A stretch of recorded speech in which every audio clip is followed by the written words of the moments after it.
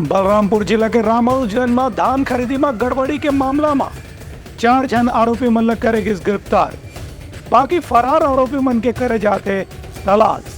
बलरामपुर जिला के रामानुजगंज पुलिस ने पिछले साल हुए धान खरीदी में गड़बड़ी के मामले में 4 आरोपी मन गिरफ्तार करे गए हैं। इस संबंध में थाना के निरीक्षक ललित कुमार यादव डहार ने बताया कि इस वर्ष 2023-24 में समर्थन मूल्य में धान की खरीदी के दौरान खरीदी के प्रभारी और ओखर सहयोगी मन डहार ने करीब 1281 क्विंटल धान की हेराफेरी करे गई से एक बाद जब हिसाब नहीं मिले तो रामानुजगंज पुलिस थाना में इनके खिलाफ रिपोर्ट दर्ज कराई गई से। FIR दर्ज करने के बाद कुछ आरोपी मन तब से फरार हो गए रही, लेकिन पूछताछ के बाद 11 में से 4 आरोपी मन गिरफ्तार कर ले गए थे।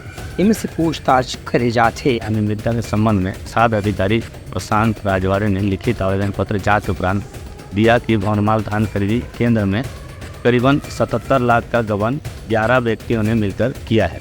धान खरीदी प्रभारी विक्रम गुप्ता एवं अन्य सहयोगी द्वारा 77 लाख का गबन 2023-24 में खरीदी के समय में करने के संबंध में अपराध पंजीबद्ध विवेचना में लिया गया है।